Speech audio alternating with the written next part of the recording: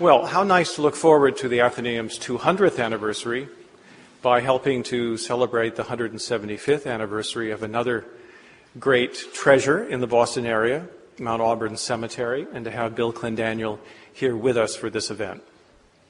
Now, I've known of Bill Clendaniel since I was 18 years old. And that's a long time ago. I was a freshman at an obscure college in the Berkshires.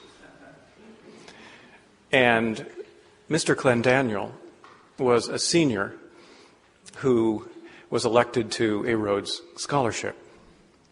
And for the next several years, he was, of course, the role model for so many of us at Williams in the late 1960s. Bill went on to Oxford, of course, where he studied at Merton College, and then took his law degree at Harvard. He has served as the Associate Director of the Trustees of Reservation, and he's been, for many years now, the trustee and president of Mount Auburn Cemetery. He's also a trustee of the Massachusetts Historical Society and a trustee of Historic New England. And he's a proprietor of the Boston Athenaeum. He has spoken on preservation issues both locally and around the country, and I think it's a great delight for us to be able to have him here tonight to talk about Mount Auburn Cemetery's 175th. So please join me in welcoming back to the Boston Athenaeum, Bill Clendaniel.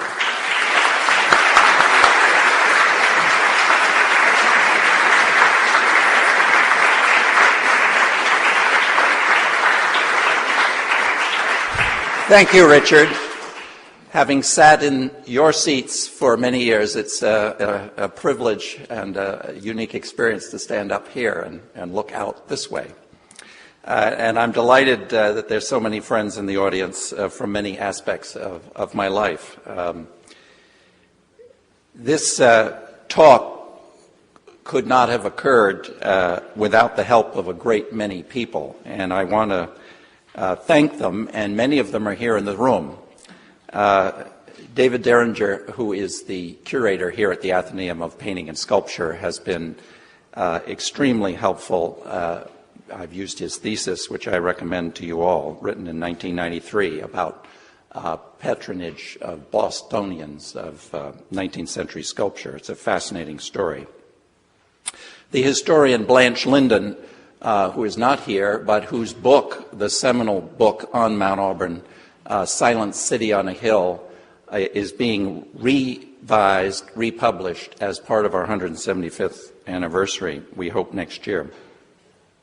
And our own Mount Auburn historian, Janet Haywood, has been, as late as a few hours ago, helping me with some of the facts for this talk.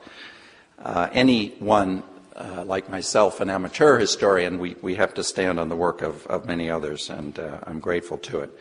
And in this age of technology, I have to thank my assistant, Linda Fisher, who's here and is a member of the Athenaeum, for all her help today and for many days prior to today, putting these images together, and assisted by a lot of other staff people. Meg Winslow, our curator of historical collections, is here, and my IT right arm, our vice president of finance and administration, Mike Albano. I'm also very pleased to let you know that half the board of Mount Auburn is here. We could almost have a meeting. The active trustees, and indeed we have two honorary trustees here as well. What I enjoyed in preparing this talk was to realize in greater depth the close connection that the Athenaeum and Mount Auburn have had ever since Mount Auburn's founding in 1831. And I'm happy to say, as Richard indicated, that the relationship is still very close. It was wonderful to read of a Williams alumnus and an Oxford graduate becoming director and librarian here, and we soon reconnected. And we are hosting tours of Mount Auburn for the Civil War group here. It's one aspect of our close collaboration. And I'm very pleased that the Atheneum is a co-sponsor of our 175th lecture series.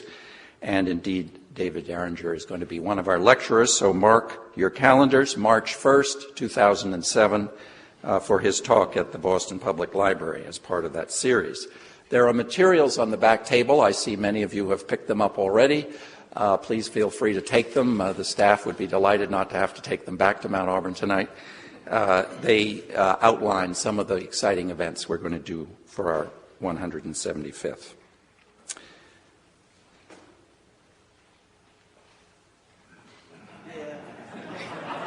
See, he keeps a close...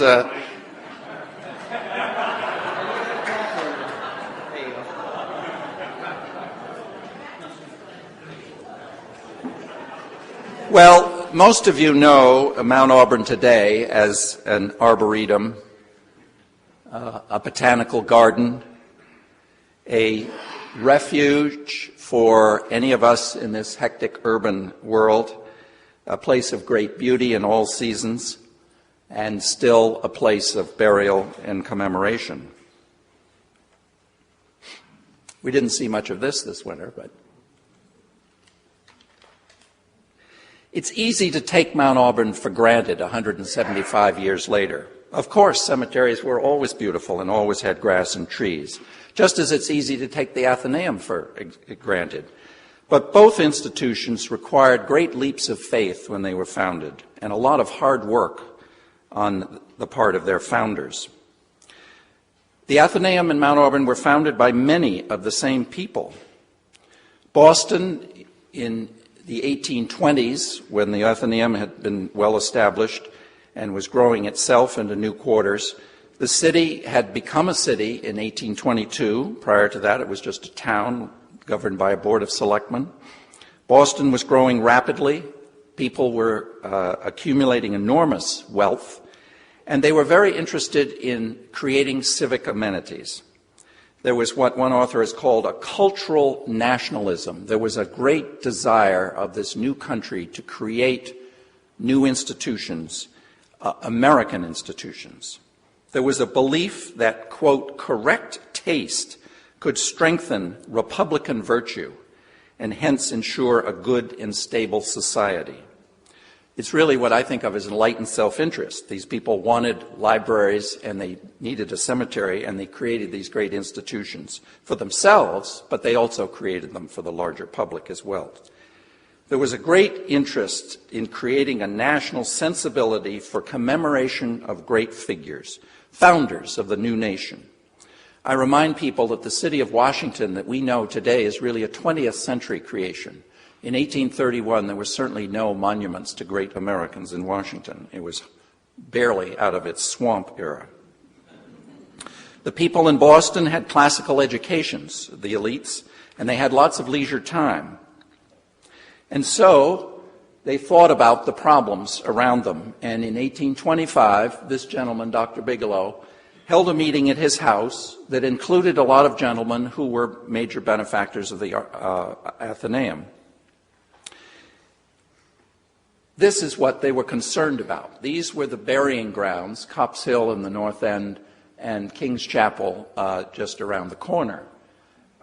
No trees, no grass. They were not places of beauty. They were really dumping grounds, and there was no cult of commemoration and visiting graves.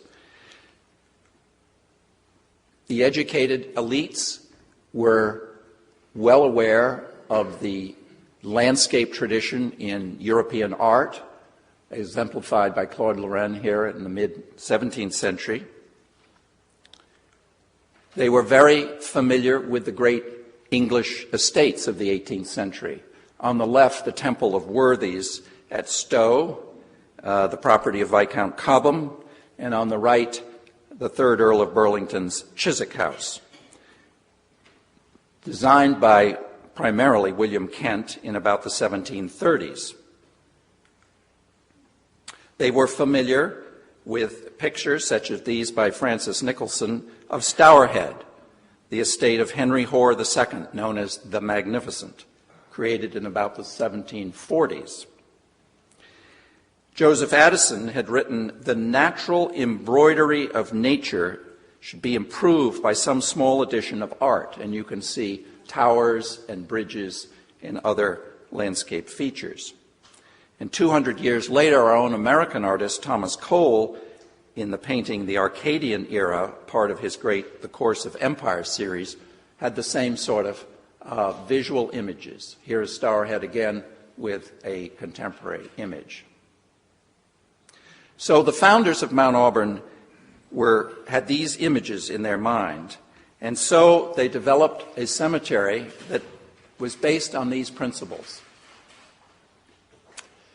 A permanent, large-scale, and rural site. And here is Mount Auburn with the Charles and the city of Boston. You can see in those days, in 1831, it was indeed quite a ways away from the city center. Large scale, started out at 74 acres, almost immediately went to 100 acres, and certainly rural in those days. Picturesque, picking up on the artistic aesthetic as well as the philosophical notions, combining antiquity with nature. This is a view from the top of Mount Auburn, and you can just see our Bigelow Chapel here with Fresh Pond beyond. Family lots. This happens to be the lot of Samuel Appleton. And so, putting these principles together, in 1831, the cemetery was consecrated. And the gentleman who was the first president of Mount Auburn was Joseph Story. And he was a sitting U.S. Supreme Court justice, as well as a principal professor of law at the Harvard Law School, and had time to become president of Mount Auburn. And he was very active here at the Atheneum. He gave the address of the consecration ceremony. And almost immediately, we have the burial and erection of a monument to Hannah Adams, who was a historian, the first woman to be given reading privileges at the Atheneum. And so, in a matter of a decade or so, Mount Auburn itself became the picturesque landscape, like Thomas Cole or Claude Lorraine, Stourhead, all the others. And you have the obelisk and burial site of Joseph Story, who died in 1845, with a little bit of antiquity looking like mausoleums and a pond and landscape, and note people visiting.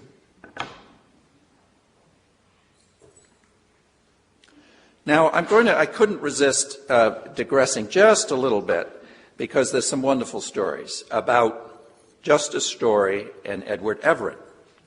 Now, Edward Everett was many things in his career. He was a benefactor and trustee of this institution in the 1820s.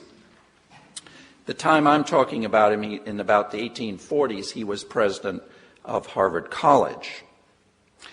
And in 1847, he wrote in his diary, when he was troubled by some of the concerns of being Harvard's president, "I take my morning walk to Mount Auburn, the only walk I ever take now, and envy the peace of the sleepers." And I couldn't help but think whether Larry Summers takes walks at Mount Auburn. Mr. Everett, if any of you know much about him at all, is usually thought of as the other speaker at Gettysburg, the one who spoke for 2.5 hours and was the featured speaker. But he was a well-known orator, which is obviously why he'd been asked to speak, and very well thought of by everyone. And Oliver Wendell Holmes, in classic Holmesian fashion, and I needn't tell you that, of course, Holmes is buried at Mount Auburn as well, he wrote of Edward Everett, "We all carry the common in our head as the unit of space, the State House as the standard of architecture, and measure off men in Edward Everett's as with a yardstick." Well, back to Story and Everett. Story was presiding at a dinner, and he said about Mr. Everett, "Fame travels where ever it goes. And Mr. Everett, in response, said, however far my name may go, it can never rise above one story. There's another version of that, whether it was really what was said at the dinner or he thought he had a good line, so he'd use it again with a slight twist. However high one may climb in the legal profession, one will always find one story higher. Now, another Atheneum and Mount Auburn figure is George Watson Brimmer, whose estate formed the nucleus of Mount Auburn Cemetery. And when he died in 1838, Jacob Bigelow wrote, "The public spirit of Mr. Brimmer has, on various occasions, been conspicuously manifested in provisions for the general good. When the tract of land, now known as Mount Auburn, was many years since offered at auction sale, it was purchased by Mr. Brimmer and held by him for some years, not for his private use or gratification, but merely to preserve that beautiful woodland from destruction until some appropriate use should be found for it.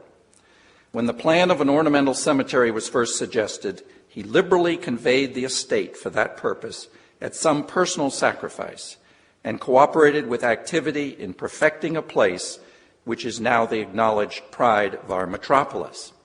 The very next paragraph. "To the Boston Athenaeum, Mr. Brimmer has been for many years an efficient and active friend.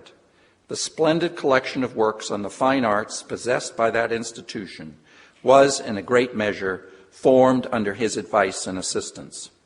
A few months before his death, he sent out from Europe, as a donation to that library, a large number of costly and elegant works, selected by himself during his travels on the continent, and previously wanting on the shelves of the institution."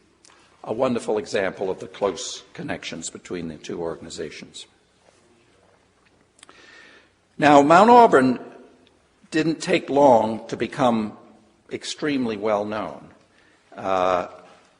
In matter of a few years, it became wildly popular. And in 1849, in a celebrated article published in the Horticulturist and Journal of Rural Art and Rural Taste by the great tastemaker of his era, Andrew Jackson Downing, he wrote, "One of the most remarkable illustrations of the popular taste in this country is to be found in the rise and progress of our rural cemeteries. 20 years ago, nothing better than a common graveyard filled with high grass and a chance sprinkling of weeds and thistles was to be found in the Union. 18 years ago, Mount Auburn was made a rural cemetery. No sooner was attention generally roused to the charms of this first American cemetery than the idea took the public mind by storm. Travelers made pilgrimages to the Athens of New England." I think we thought of it as the Athens of the universe, but anyway. "At the present moment, there is scarcely a city of note in the whole country that has not its rural cemetery.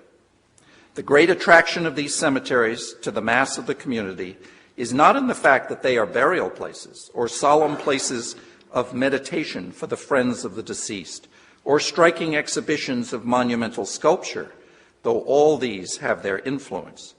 The true secret of the attraction lies in the natural beauty of the sites and in the tasteful and harmonious embellishments of these sites by art." Right back to Addison. "Indeed, in the absence of great public gardens, such as we must surely one day have in America, our rural cemeteries are doing a great deal to enlarge and educate the popular taste in rural embellishment. Does not this general interest manifested in these cemeteries prove that public gardens established in a liberal and suitable manner near our large cities would be equally successful? If 30,000 visitors go to a cemetery in a single season, would not a large public garden be equally a matter of curious investigation?" And this demonstrates what I've always found to be absolutely extraordinary, is that these rural cemeteries, Mount Auburn to start, and then, as Jackson said, spread throughout the country very rapidly, came long before we had any public parks. The first public park in this country was Central Park, and that was begun in 1859. So what Jackson is saying is the wonderful popularity of these rural cemeteries, let's have parks. And this is the greatest, in my mind, significance of Mount Auburn and why we've been declared a National Historic Landmark.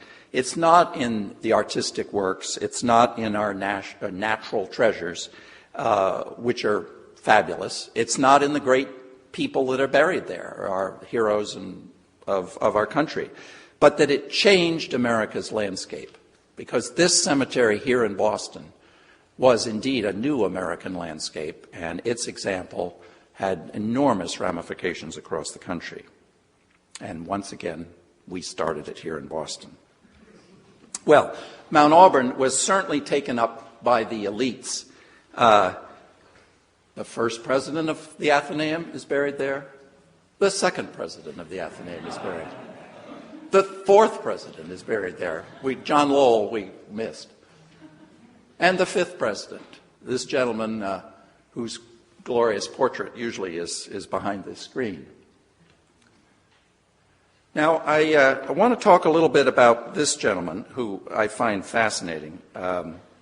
In fact, 7 of the first 8 presidents of the Athenaeum are buried at Mount Auburn.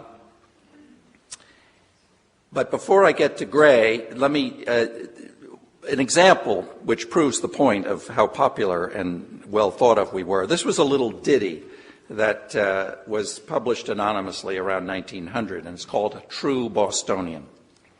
A soul from earth to heaven went, to whom the saint, as he drew near, said, "Sir, what claims do you present to us to be admitted here? In Boston I was born and bred, and in her schools was educated. In Trinity a pew I owned, where Brooks is held in such respect, and the society is known to be the cream of the select.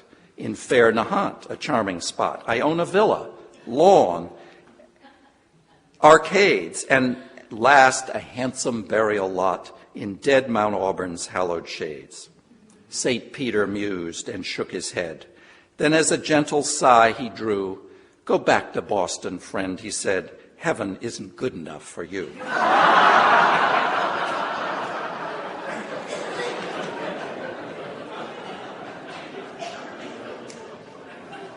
Now, this is one of the great stories about the Athenaeum in Mount Auburn, and it has to do with this wonderful dog.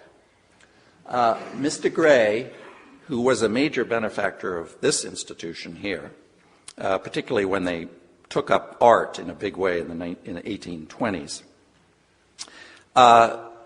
commissioned a British sculptor by the name of Joseph Gott, who was working in Rome on one of Gray's many trips to Europe, to sculpt a dog. And it has a wonderful personal story. The dog was given by Gray to his friend William Appleton, who was a merchant and here in Boston, buried at Mount Auburn, and also involved at the Athenaeum. And Gray wrote in his diary or rather Appleton wrote in his diary on June 19th in 1849, "Placed Mr. Gray's dog in our grounds." No one knows for sure why Gray commissioned this dog, but he gave it to his friend Appleton. "Placed Mr. Gray's dog in our grounds. He presented it to me, but it is my intention that it should be placed over his grave." And 7 years later, when Gray was dying of cancer, Appleton wrote, writing to his cousin, Nathan Appleton, in 1856, "Went to see my friend F.C. Gray, whom we do not expect to live long.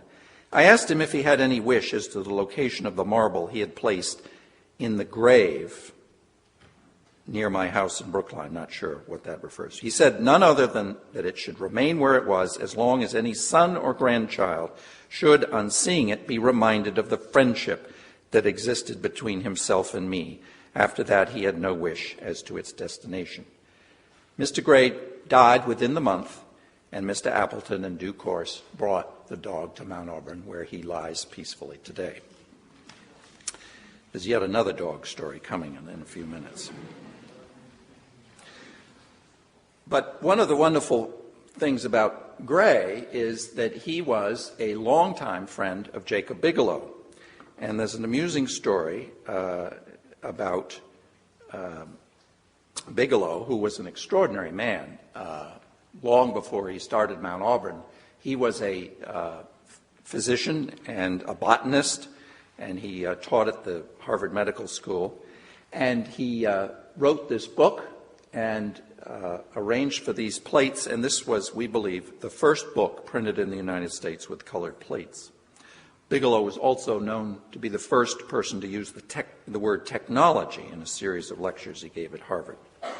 Anyway, in 1816, long before Mount Auburn, Gray and Bigelow and Lemuel Shaw, who I'll talk about in a little bit, made a trip to Mount Washington. They climbed Mount Washington in 1816, and they were the first scientists to measure accurately the height of Mount Washington.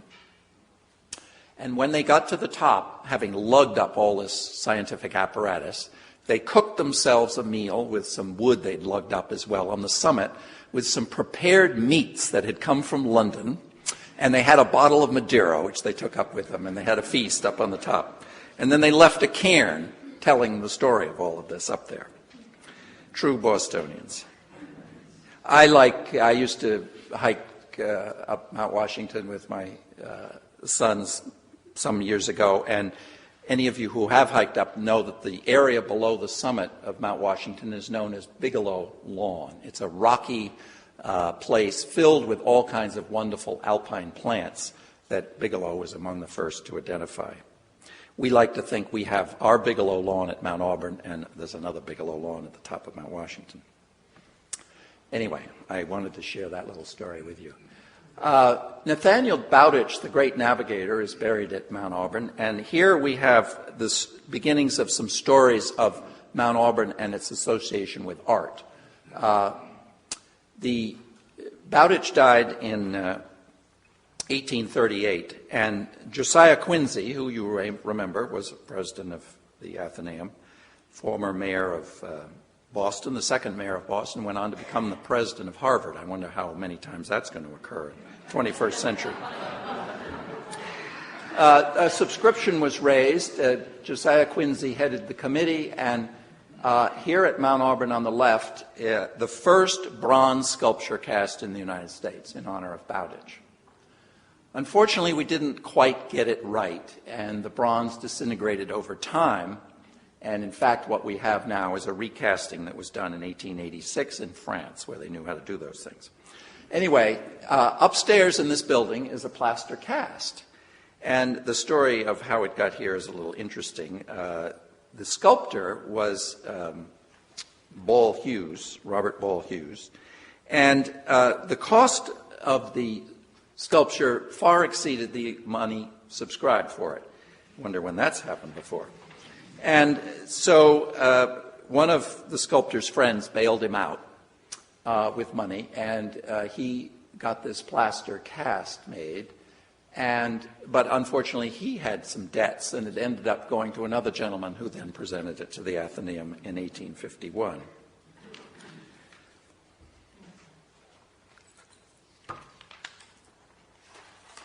Now, Mount Auburn itself was a patron of the arts.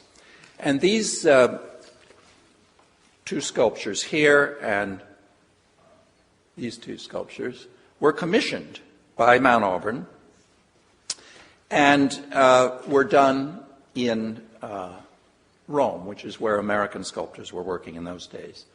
We have John Adams on the left, sculpted by Randolph Rogers, and James Otis on the right, which was sculpted by Thomas Crawford until he died and finished by Randolph Rogers.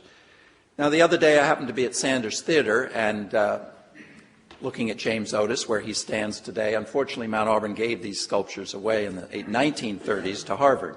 But if you go to Sanders, James Otis is on the left, and there is a little card that says it was a gift from Mount Auburn. I wonder how many people who go to Sanders ever see that. John Winthrop, here on the left, was carved by Richard Saltonstall Greenough, brother of Horatio Greenough, and this sculpture sits in the dining commons in Sanders Era Memorial Hall. And here is Joseph Story, and that sculpture, sculpted by his son, William Wetmore Story, resides in Langdale Hall at the Harvard Law School. Mount Auburn's chapel, now known as Bigelow Chapel, was in part built to house these sculptures, and they were there until they were moved to our administration building in about 1900, and then moved out and given to Harvard in the 1930s.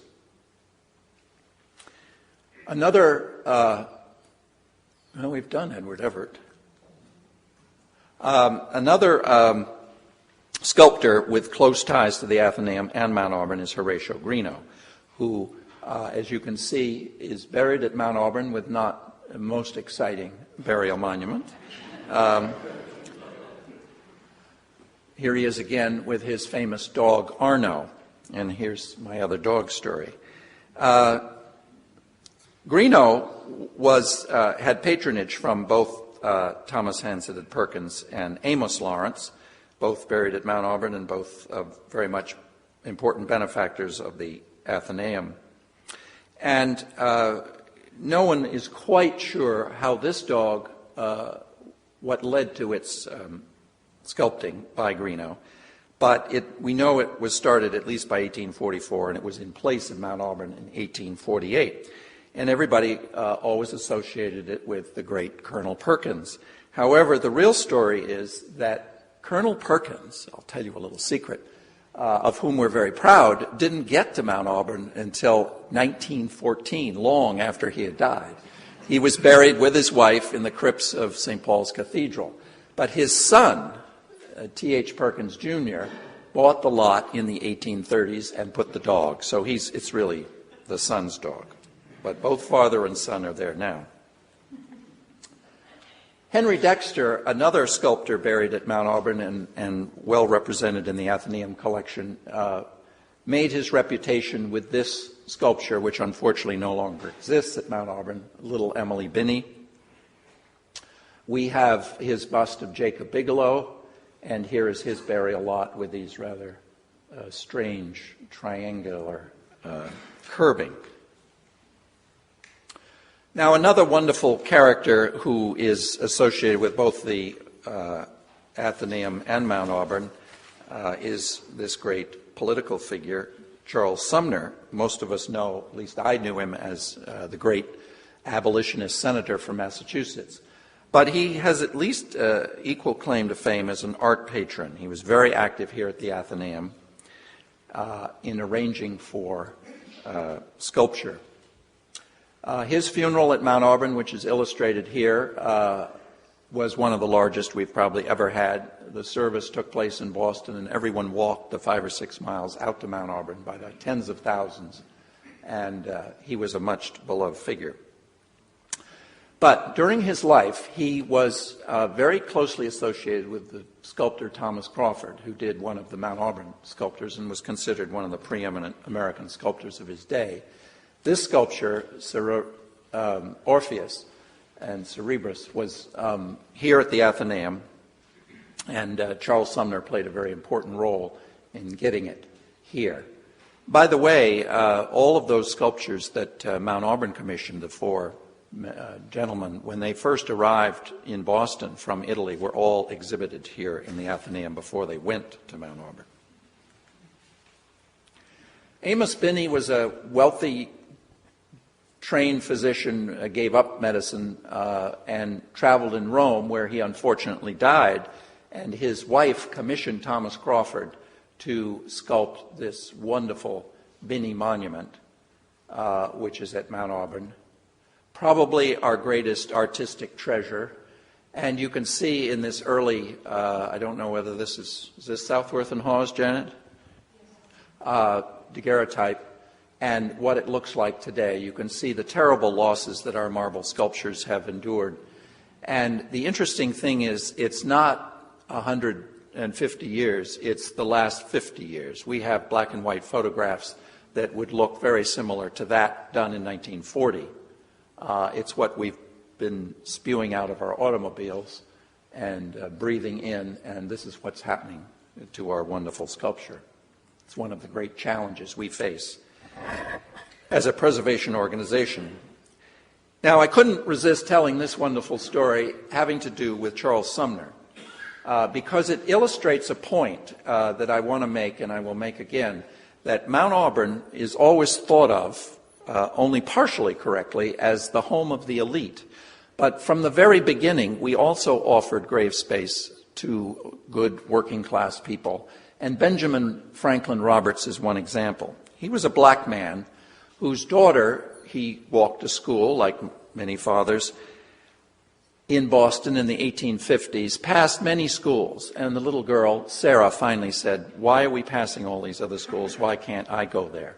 So Benjamin Franklin Roberts got together with Charles Sumner and brought the first school desegregation case in the country.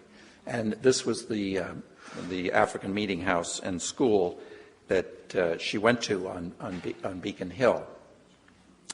Well, as most of these stories do, they all end up at Mount Auburn. The case went before the great Chief Justice of the Massachusetts Supreme Judicial Court, Lemuel Shaw, in a magnificent Southworth and Hawes daguerreotype, and here is his monument. Shaw ruled against Roberts and his daughter, and in his opinion enunciated the doctrine of separate but equal, which unfortunately lived in the law until the Brown decision in 1954, 100 years later. A little bit of American history. Now, this is an interesting story.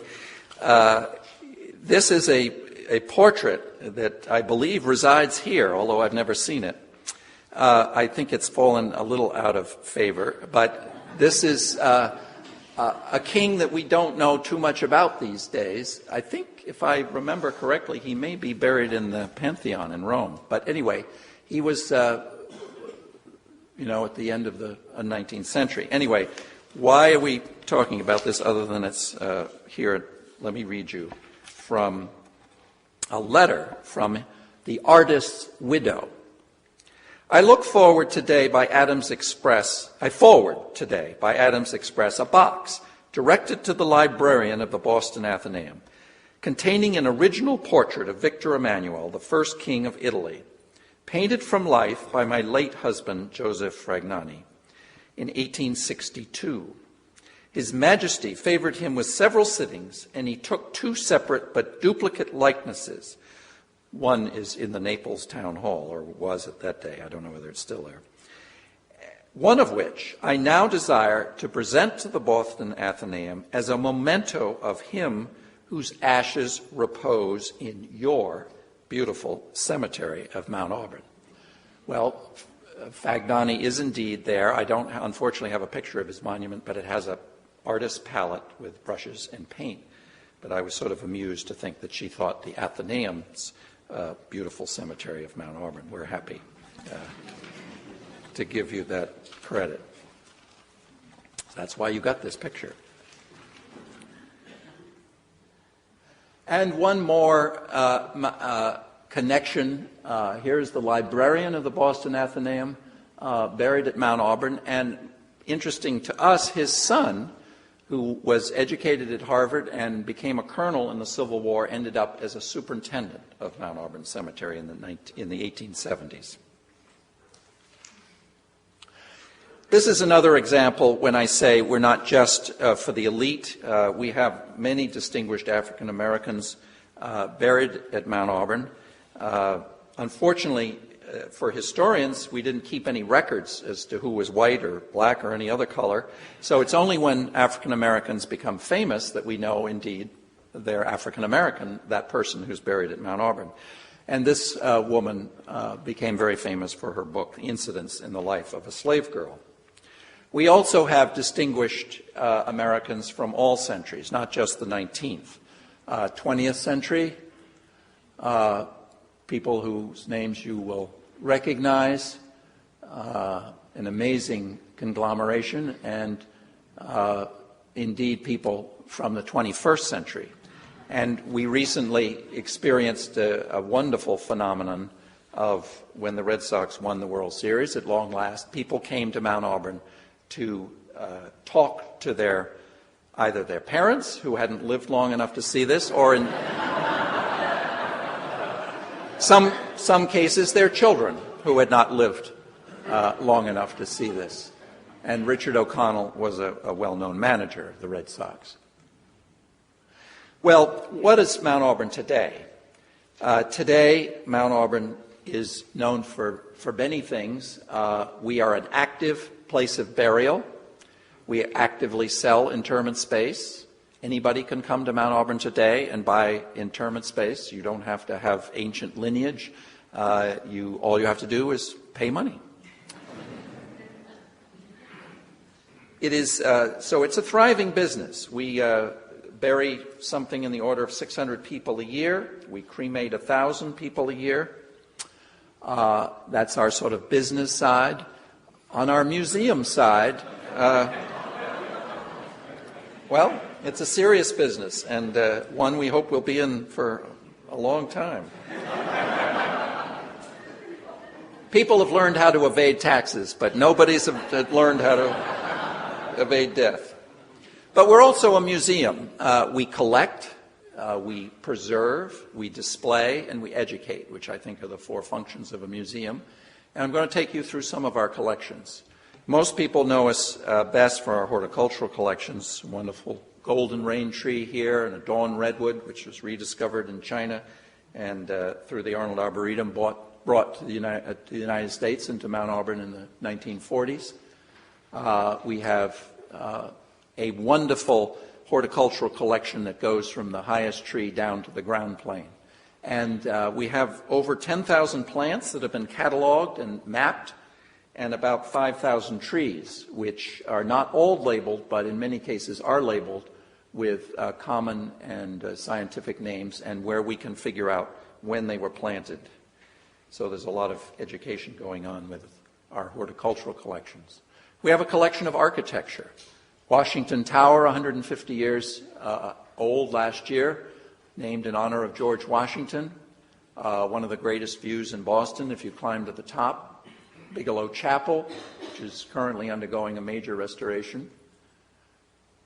This magnificent window has been taken out in the last few weeks and is being conserved. This wonderful central motif was patterned on the Danish sculptor Thorvaldson's very popular 1820s work called Night. Night and her children, obviously symbolic of death. We have wonderful historical collections of archives, our business papers for 175 years, but also works of art, such as this portrait of one of my predecessors. I don't think I'm ever going to have as much hair as he has.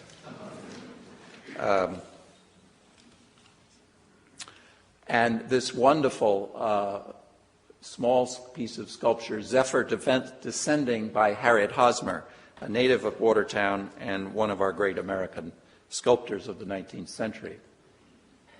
We have decorative arts. This girandole, a type of decorative art that was very common in the early part of the 19th century. This, as far as we know, is the only girandole ever created, in this country at least, that used an architectural motif, and I think you can see that it's Bigelow Chapel.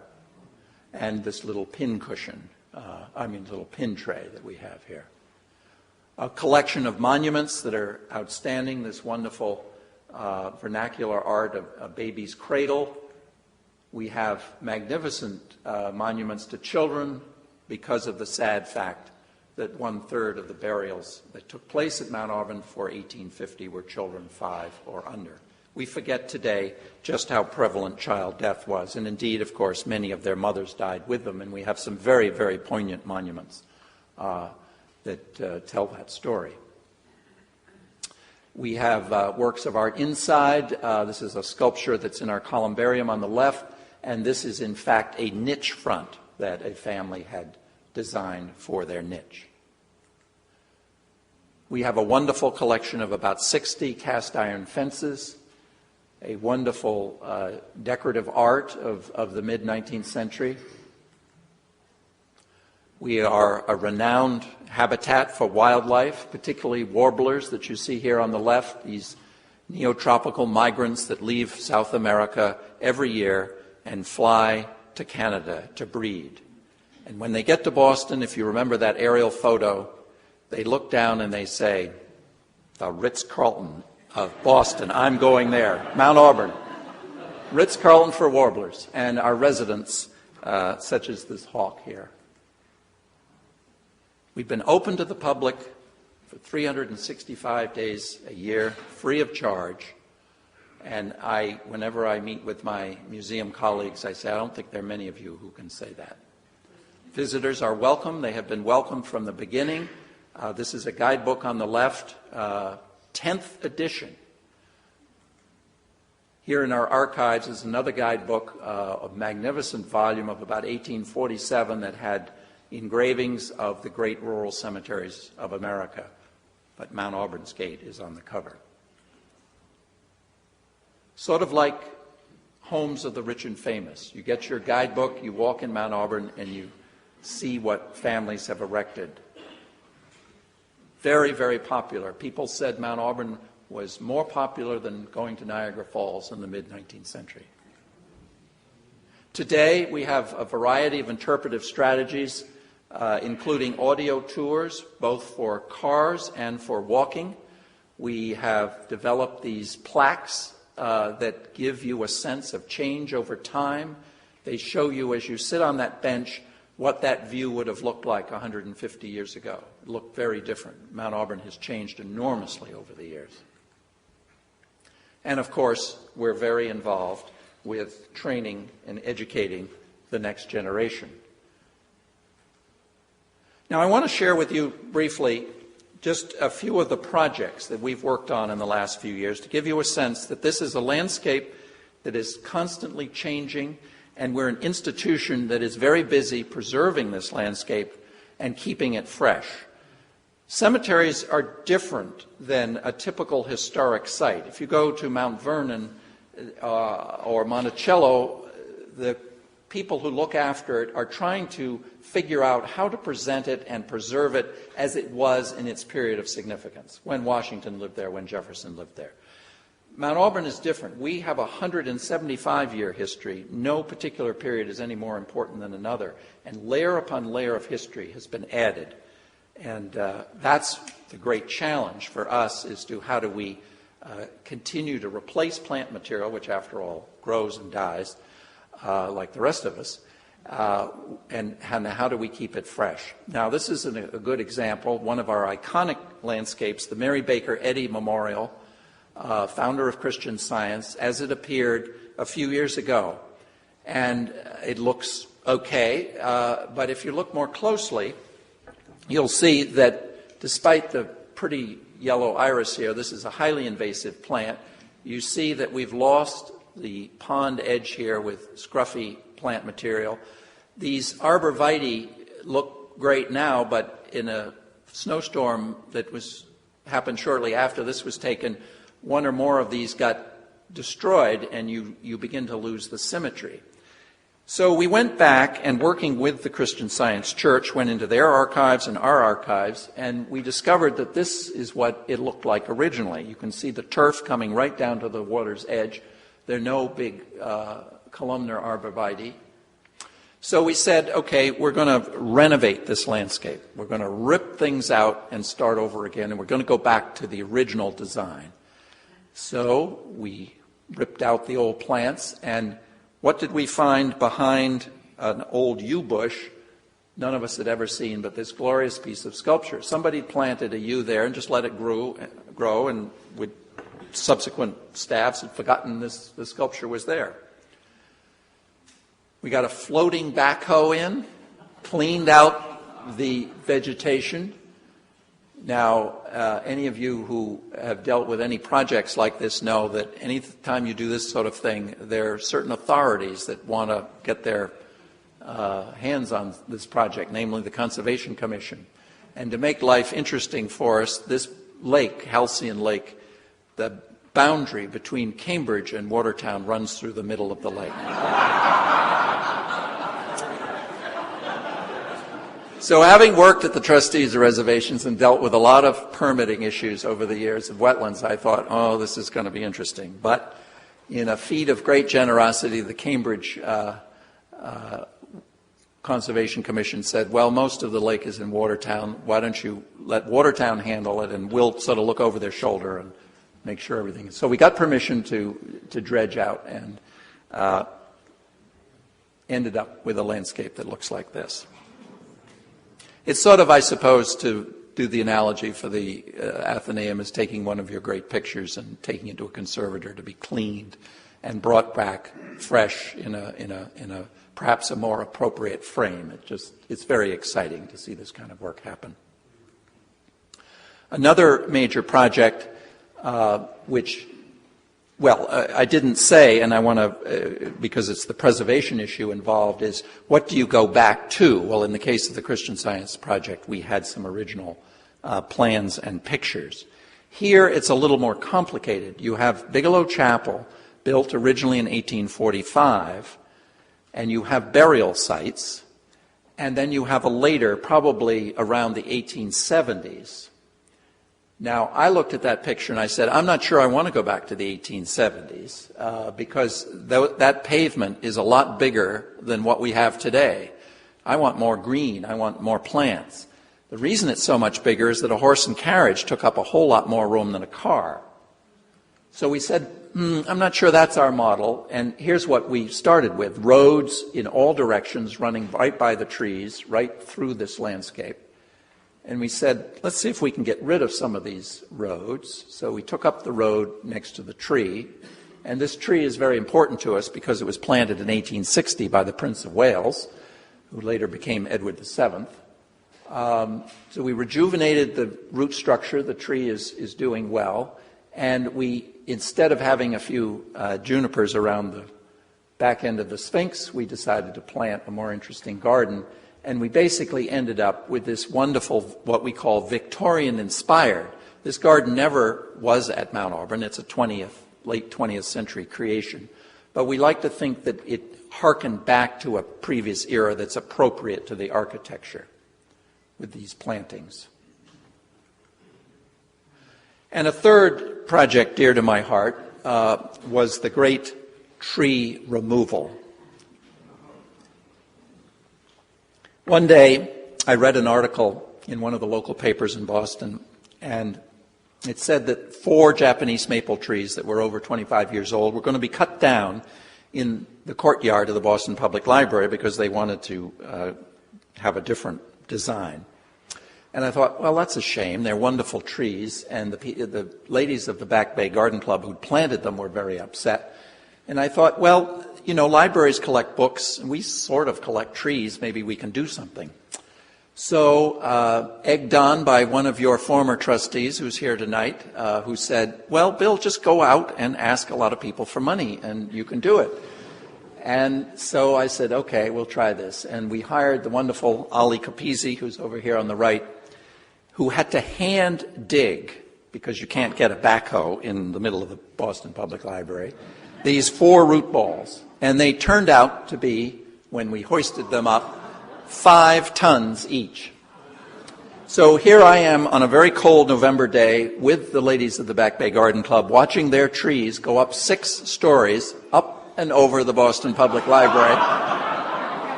Landed on a truck, and now at Mount Auburn.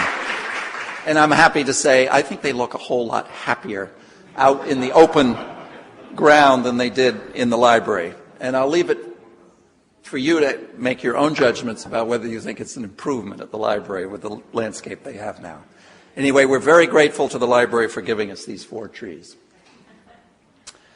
Another way in which we spend a lot of time is designing new gardens for interment space, because we think it's very important that Mount Auburn continues to be an active cemetery, and these are some of the projects that we've carried out over the last few years. Each one different, each one designed to fit its site, each one a little different. And as you can see, we're not dealing with individual markers here. We're dealing with what we call shared memorials, because we don't really want a whole lot more added to our tens of thousands of individual memorials. And we think we can design these landscape features that will fit into the landscape and provide new ways of commemorating people in a contemporary idiom. Remember, we're not trying to be 19th century, we're not trying to be 20th century, we're trying to be contemporary, whatever the period we're talking about. And since we're in the early 21st century, we feel contemporary designs are appropriate. But whatever happens at Mount Auburn, we say that our mission is preservation and service. Preservation of the great resources that we've been given from the past, and service to our community, both as a burial place, a place of commemoration, and a place of refuge, and a place of beauty. And we hope 175 years from now it will be just as beautiful and peaceful and serene, and certainly in whatever world we face then, it will probably be even more important, just as I think today it's more important to us than it was in 1831. So I urge you to visit. I urge you to care for this place as members of our generation so that we can pass it on to our children and grandchildren in the great shape that we've been given it. But it takes caring. Just as here at the Atheneum we all have to care for this place, we all have to support and care these great institutions. Thank you.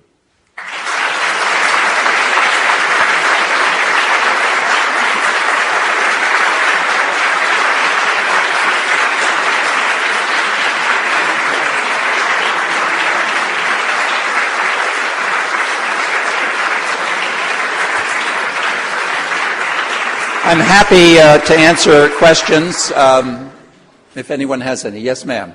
I'm very curious.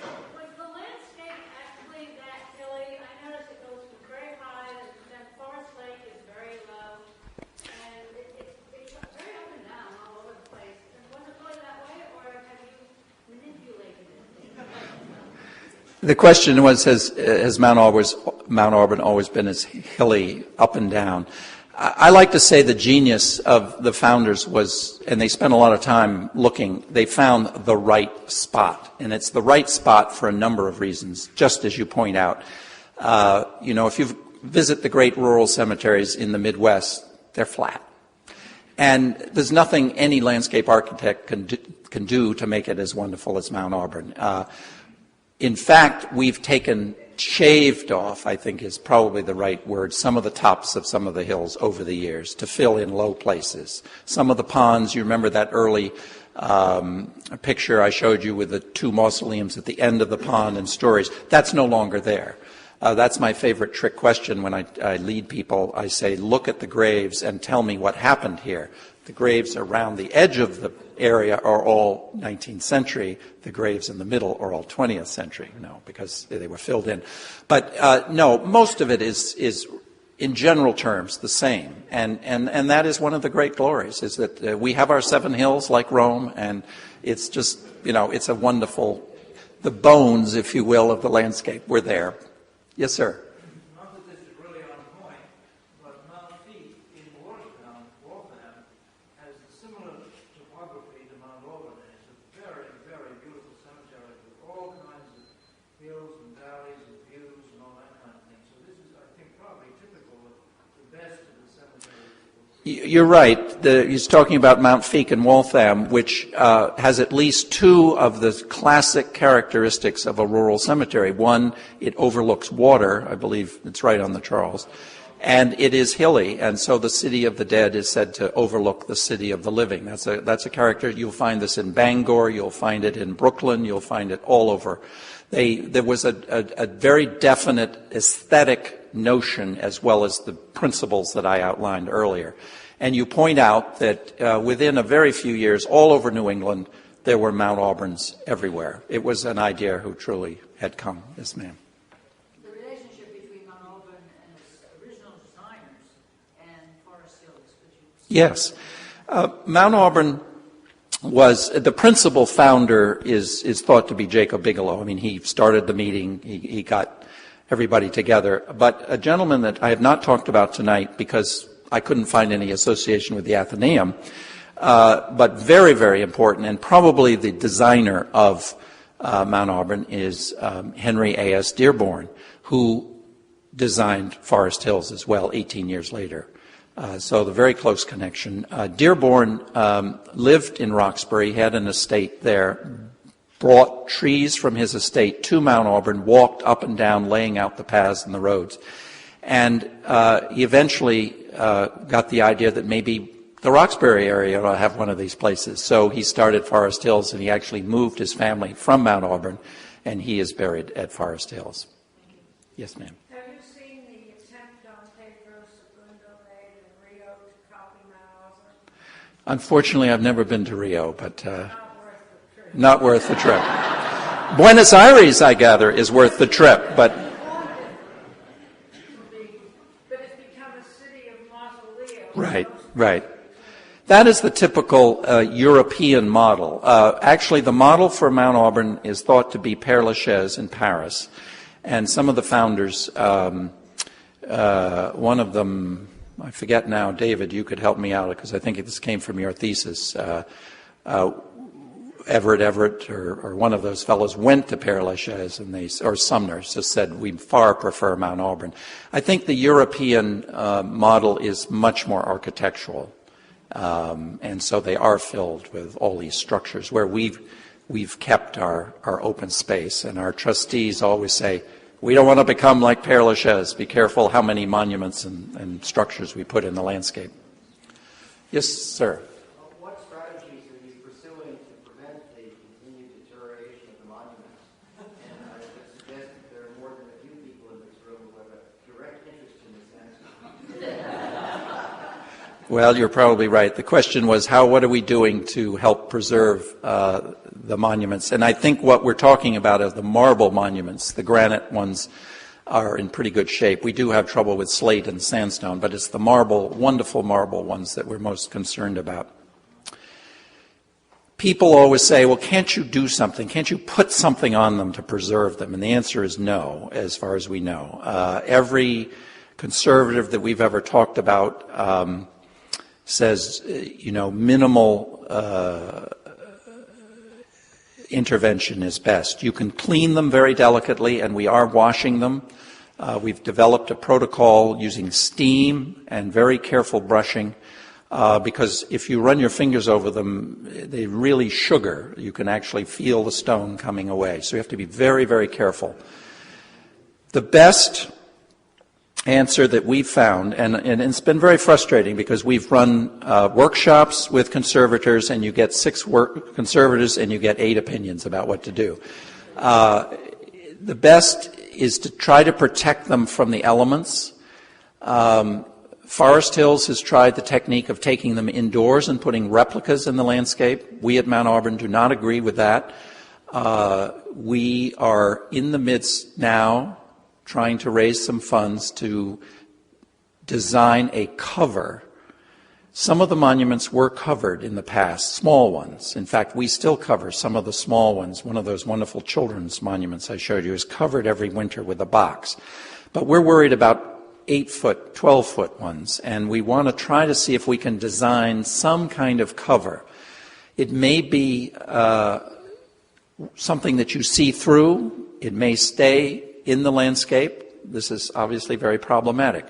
But the conservators tell us if we can keep acid rain and acid snow off of the monuments, that will slow down their deterioration. I don't think there's we're never going to restore that Vinnie monument and restore that face. I didn't show you a wonderful sculpture by Edmonia Lewis, a very rare piece that's already lost. We're never going to get that back. All we can do is slow it down, and it's very expensive, and so far it's discouraging because we've tried things and the monuments get dirty again, we clean them, and you just know that they're slowly melting away. Now, some people claim that the original owners, the owners of these monuments, who are the families, not the cemetery, their original intent was that these would wither away. It's rather symbolic.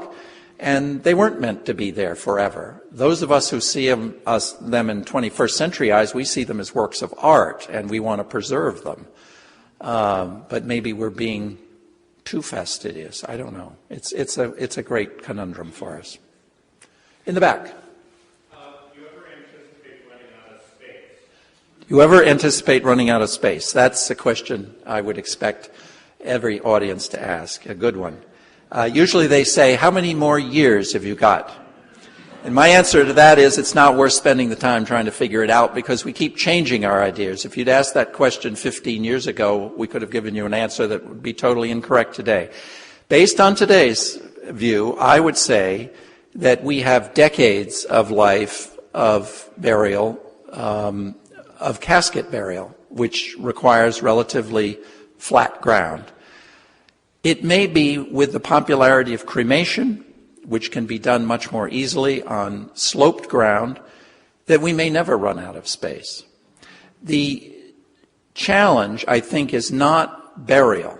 That's underground, out of sight, not necessarily out of mind, but we've taken up roads, we can use empty spaces. I think the challenge is the commemoration. We believe that everyone should be given the chance to commemorate a life above ground, if you will.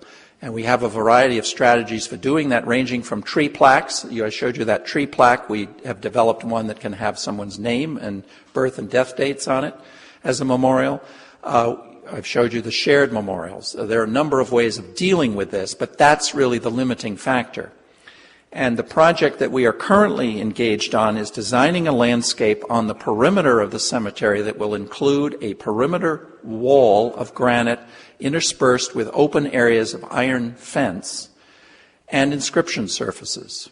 And we hope that the public will accept this as suitable, dignified, and desirable space. And if they do, we will continue that around our perimeter, and I think we will have many, many decades of life. So we're trying to find new contemporary ways, taking the resources we've been given, and continue this process of providing burial space. Because we believe it's like, I guess, the analogy of the Atheneum. Imagine all these wonderful resources and nobody came and looked at the pictures or read the books or took the books out.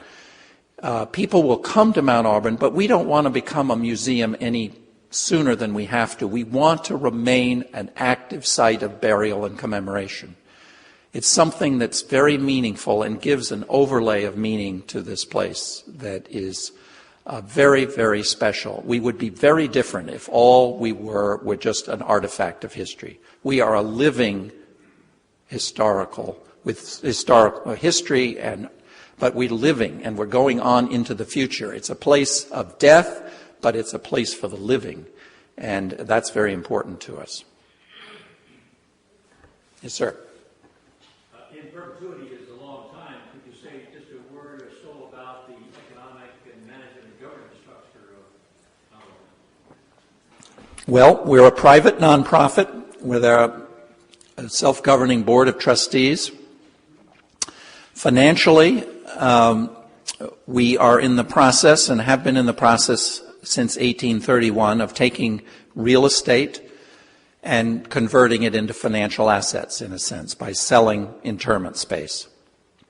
As of right now, we have a large endowment of in the order of $135 million. We don't expect to stop. We sold $2 million worth of space last year. Most of that money went into the endowment for the future.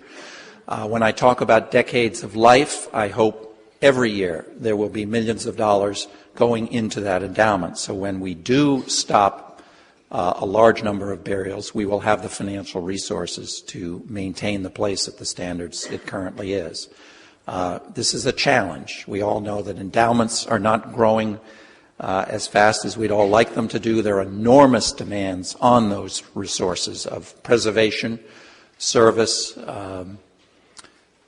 We think we've got a pretty good balance, but time will tell. Yes, Patsy? When was cremation invented or created? Well, I think it probably goes back a couple of thousand years, actually, and probably longer than that. The Hindu religion, of course, is based on cremation. I think in this country it started in about the 1880s. It came to Mount Auburn, and Mount Auburn had the first crematory in a Massachusetts cemetery in 1900. So in that sense, it's a relatively new phenomenon for America. But, the ancients practiced it way, way back. It fell out of favor, I believe, with the start of the Christian religion because it was seen as a pagan practice. And it took the Catholic Church a long time to accept it. It's still not accepted by Orthodox Jews or Muslims. But as we all know, adherents to any religion sometimes stray from the orthodoxy of their religion. And so we've had many Catholics choose cremation long before it was approved by the church. And we have many Jewish people who've chosen cremation too. About a third of the burials at Mount Auburn are cremated remains. Many of the cremations we do not stay at Mount Auburn because they're people who live in other communities that have perfectly good cemeteries of their own. It's a rising phenomenon in the United States. Massachusetts actually lags behind the rest of the nation. Some parts of the Pacific Northwest, they're up in the 80s or 90%. They say in San Francisco, if you look at the Anglo population as opposed to Hispanic and African American, that it's about 90%. Northern New England, very high percentage of cremation. We think this will increase at Mount Auburn, and it obviously helps us enormously with diminishing space. Yes, Jonathan. What influence do you think Mount Auburn had on someone like Frederick Law Olmsted?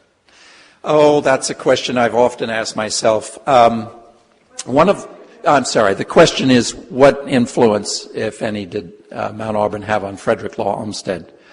The usual question is, did Frederick Law Olmsted design Mount Auburn? Of course, we predated his career by several decades. One of our lecturers in our series is going to be is the editor of the Olmsted Papers, and I've often asked him, is there any evidence that Olmsted was influenced by Mount Auburn? And the answer, unfortunately, so far is no. Olmsted designed one cemetery in Oakland, California. Mountain View doesn't look much like Mount Auburn.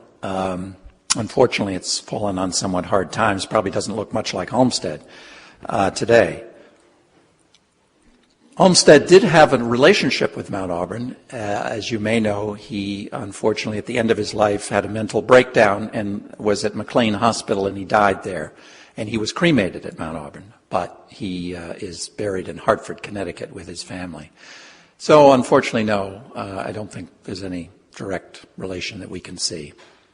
But there are clearly, pre-Olmsted, there's a lot of design at Mount Auburn that I think is very Olmstedian. So one likes to think there was some influence. John. You spoke of Boston elites, and I'm just wondering if you could address Mount Auburn's history of inclusion. From the very beginning, Mount Auburn developed, I talked about family lots, and the classic family lot was 300 square feet in size. Right from the beginning, Mount Auburn also offered single graves to people who either didn't have the funds or didn't necessarily have a family that wanted a 300 square foot lot. And Benjamin Roberts was one of those examples. We have a lot of, I like to say, we have Longfellow the poet, we have the blacksmith that he wrote the poem about. We were not for the destitute, but good working class people could afford a grave at Mount Auburn. And indeed, that is true today. The question that none of you're too polite to ask probably is, of course, what are the prices at Mount Auburn? That's the one I usually get, and the answer is like all real estate, location, location, location. Do you want a water view? Do you want a hillside? How much space do you want? And although our prices are very high compared to a lot of cemeteries, we have a lot of options, and some of our options are very reasonable in price. Of course, most people, if they haven't been shopping, have no idea what the price should be. We've had responses, what? Only $20,000 for perpetuity? Or $20,000? You got to be kidding. So it goes both ways. But I say, you buy a car every 3 or 4 or 5 years, and that's certainly not perpetuity. You can have a piece of Mount Auburn for perpetuity. What I will say, and say to any lot owner or anybody who's thinking of buying at Mount Auburn, the money you pay, yes, you're getting a product. But functionally, as I suggested, that money is going into our endowment. And what you are doing is making an endowment gift to preserve forever this great American landscape. Uncle Sam won't recognize it as a charitable gift, but in fact, that's what you're really doing. Now, you've been a wonderful audience. Richard had to leave early. He would have let you all get your wine and cheese long before now. I'm going to be here if you have other questions. Come, but thank you.